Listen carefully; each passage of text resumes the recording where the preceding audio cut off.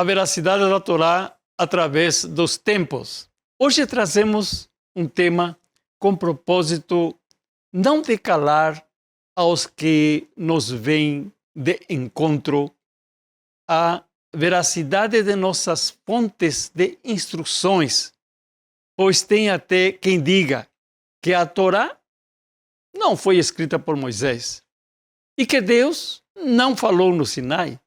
Imaginem. E que tudo quanto ensinamos carecem de verdades. Por isso, nosso tema é a veracidade da Torá através dos tempos. Como argumentaremos nosso tema?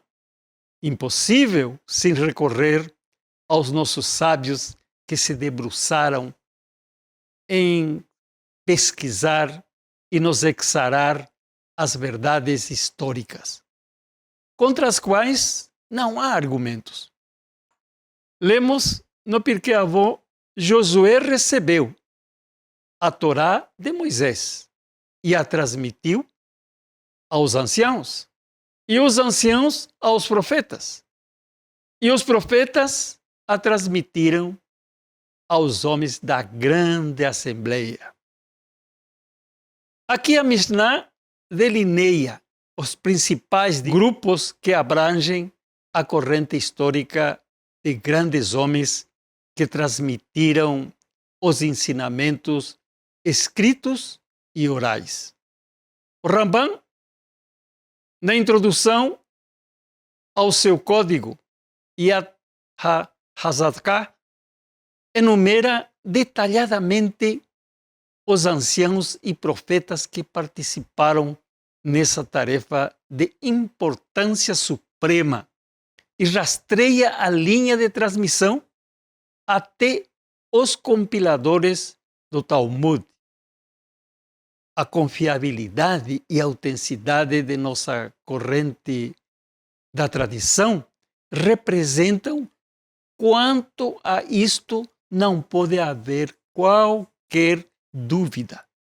A base de sustentação que torna válida a reivindicação de veracidade feita pelo judaísmo acerca deste assunto, e talvez neste sentido que se pode compreender por que a Mishnah acha suficiente declarar e Josué aos anciãos e os anciãos aos profetas, mas acha necessário repetir a expressão completa. E os profetas a transmitiram aos homens da grande assembleia.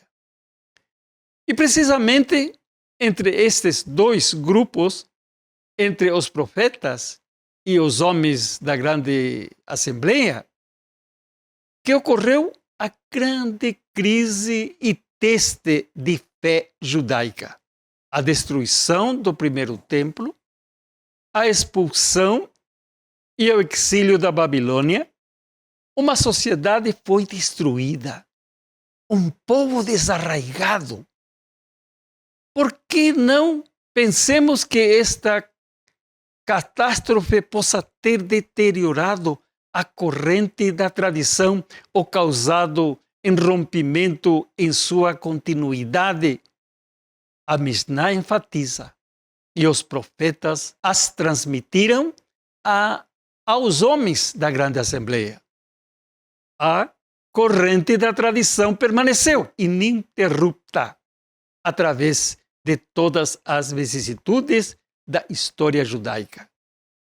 Os membros da grande assembleia, que foi instituída por Esdras e Neemias em seu regresso a Sião e durou 200 anos, receberam o título de grandes, porque eles, de fato, reinstalaram a Torá no lugar que a ela corresponde na vida de nosso povo.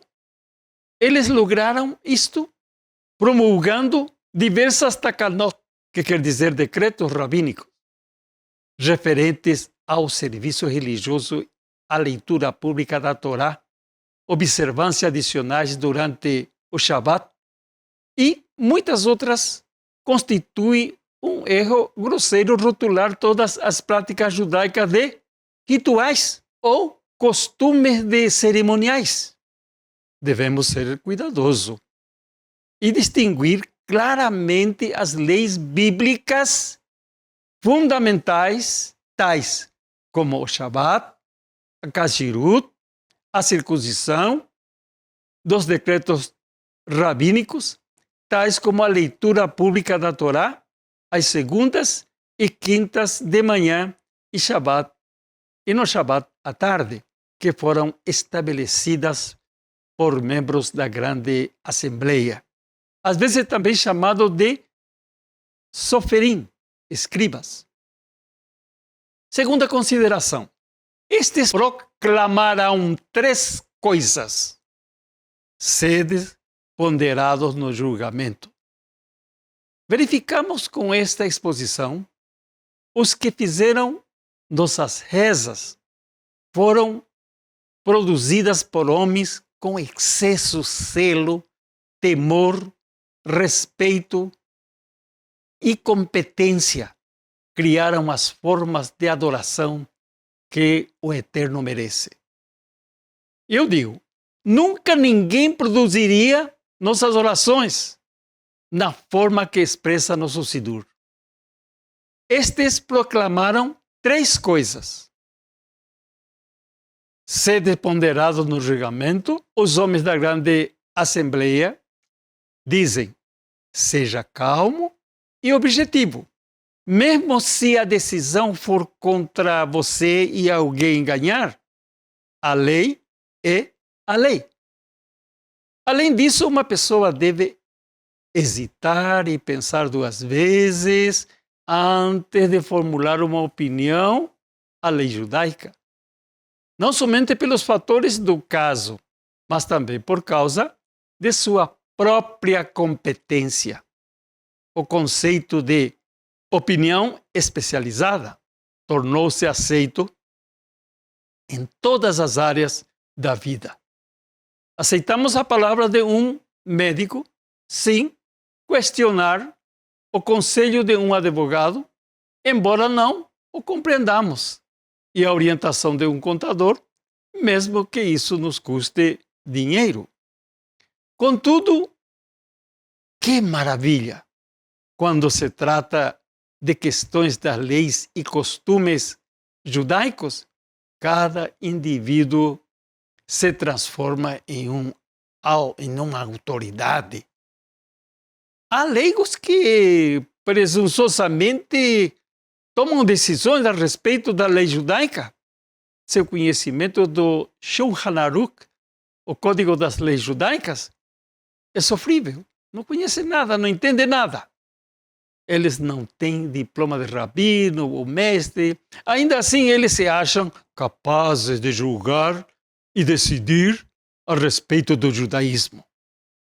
Segundo, formai muitos discípulos.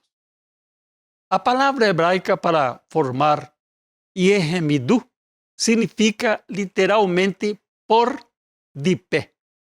Nos países orientais, o professor sentava-se numa almofada e os alunos ficavam de pé em volta dele.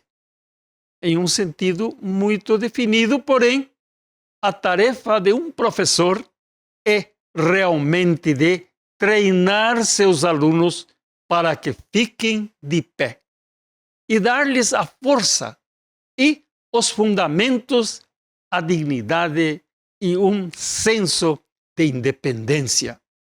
Os ataques contra o judaísmo e o judaísmo são sempre indesculpáveis.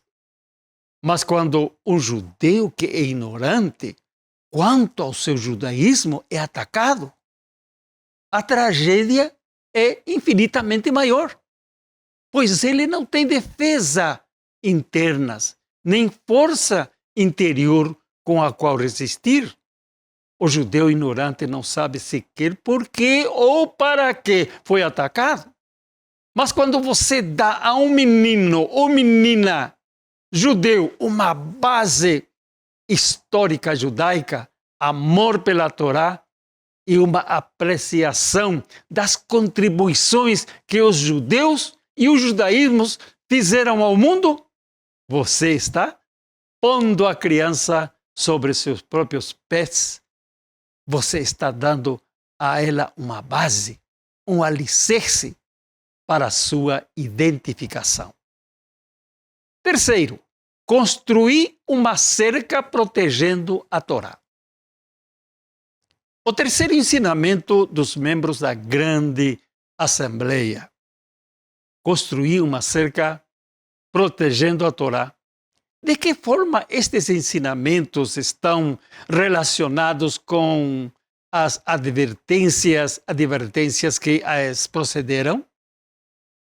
Claramente, se formos ponderados no que tange a lei e formamos muitos discípulos, então teremos montado uma cerca em torno da Torá, defensores, ensinadores, instrutores. As cercas criadas em torno da Torá são as explicações que os nossos sábios nos dão. Exegeticamente, exemplo, quais são os trabalhos que devem ser evitados no Shabat? O quarto mandamento indica isso. A cerca criou-nos 39 tipos de profanações que devem ser evitadas. E assim temos o livro das leis judaicas, onde contém infinidades de cercas. O que fazer e o que não fazer. As pessoas se perguntam acerca da necessidade de tantas leis talmúdicas que somos obrigados a observar. Essencialmente, elas são uma cerca instituída para proteger os mandamentos bíblicos contra o perigo de uma violação.